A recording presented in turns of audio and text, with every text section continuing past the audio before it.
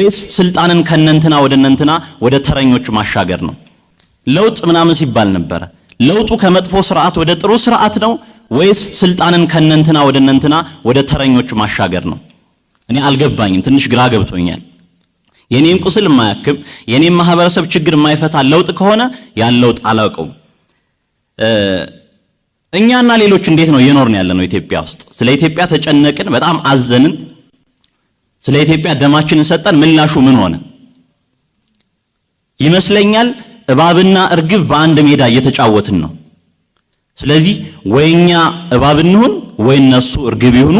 እንደዛ ካልሆነ በተናጥል ምን ሞትበት ነገር አይኖርም። ባለቤቱን ካልናቁ አጥሩን አይነቀንቁም ይላል የኛ ማህበረሰብና ተንቀን ስለሆነ በጣም ይቅርታና ምናጨበጭብበት ጊዜ ላይ ያለን አይመስለኝም። እንደ ማህበረሰብ ስናሸንፍ ድል ስናደርግ ያኔ በጋራ እናጨበጭባለን። እኔ ሰይጣንም ይሁን የአማራን ክልል ወይም የአማራን ህዝብ ጥቅም ለማስከበር ከመጣ አባሉ ነው የምሆነው። ምክንያቱም ዓላማዬ ያ ስለሆነ ማለት ነው። ስለዚህ ወደዛ ብናመራ ጥሩ ነው።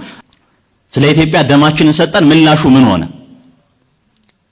ይመስለኛል እባብና እርግብ በአንድ ሜዳ እየተጫወትን ነው። ስለዚህ ወይኛ እባብ እንሁን ወይ እነሱ እርግብ ይሁኑ። እንደዛ ካልሆነ በተናጥል ምን ሞትበት ነገር አይኖርም።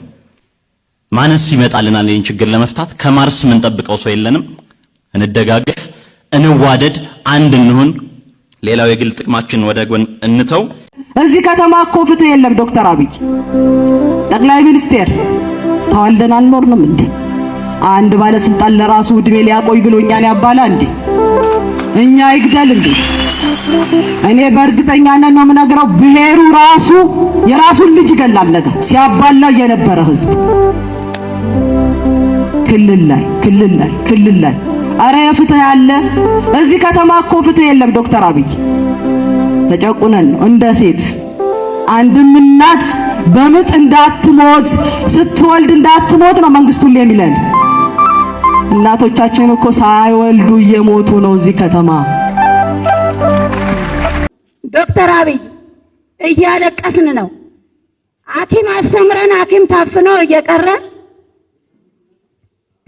እየቀረ ልጆቻችን ወጣው እየቀሩ አሁን ቅድም ጓደኞቻችን እንዳሉ ሁሉ በሁሉም ወረዳ ስንሞት ስንደግስ ከምንገናኘው ማህበረሰብ ጋር ተለይተን እየኖርን ነው ያለነው።